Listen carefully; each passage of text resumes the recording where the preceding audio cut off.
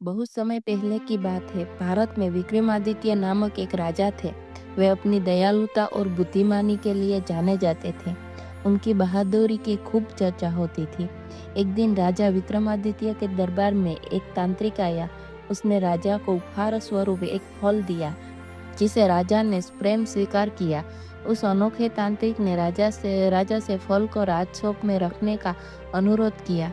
अगले दिन तांत्रिक फिर आया और राजा को एक और फल देकर राजकोष में रखने का अनुरोध किया।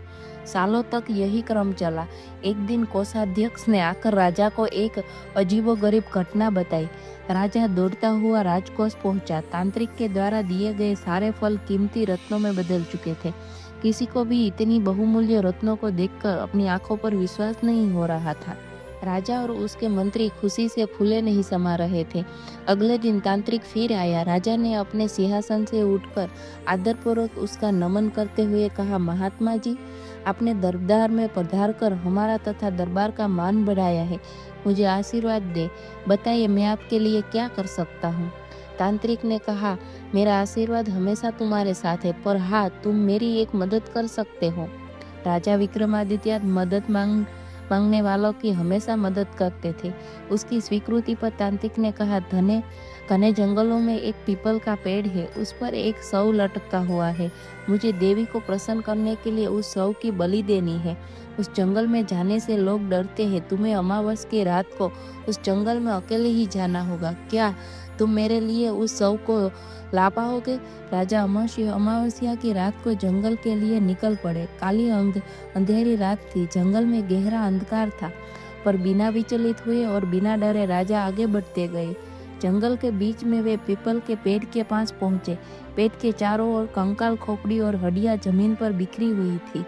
पेड़ पर उल्टा लटका हुआ एक सफेद रंग का शव राजा को दिखाई दिया। राजा पेड़ पर चढ़ गए। उन्होंने शव को बड़ी तेजी से उतारा और नीचे उतर आए। उसे कंधे पर डालकर राजा वापस चलने लगे। अचानक शव हंसने लगा। उसे हंसते देखकर राजा को एक झटका लगा, पर बिना डरे उन्होंने अपना चलना जारी रखा। शव ने पूछा, तुम कौन हो? राजा ने कहा, मैं राजा विक्रमादित्य हूँ। आप कौन हो? राजा ने शव से पूछा। शव ने कहा, मैं बेताल हूँ। तुम मुझे कहाँ ले जा रहे हो? राजा ने बेताल को तांत्रिक की पूरी कहानी बता दी। कहानी सुनकर बेताल बोला, मेरा और तांत्रिक का जन्म एक ही समय में हुआ था। अगर तांत्रिक मुझे प्राप्त कर लेगा तो मुझे मारकर वह अपनी शक्ति बढ़ा लेगा और बाद में वह तुम्हें भी मार देगा। वो बहुत बड़ा धोखेबाज है।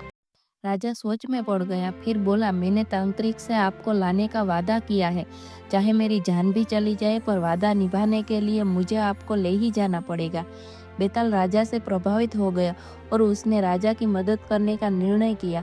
वह राजा से बोला, ठीक है, मैं तुम्हें कहानी सुनाकर अंत में प्रश्न पूछूंगा। अगर तुम्हारा उत्तर गलत हुआ तो तुम्हारे साथ चलूंगा, और अगर सही हुआ तो मैं वापस पेड़ पर चला जाऊंगा। अगर तुम चुप रहे तो तुम्हारा सिर कट जाएगा। क्या तुम्हें मंजूर है? बेताल जानता था कि राजा बुद्धिमानी है और हमेशा सच बोलेगा तथा सही उत्तर ही देगा। विक्रमादित्य के पास राजी होने के अलावा और कोई विकल्प ही नहीं था। बेताल ने अपनी कहानी सुनानी शुरू की।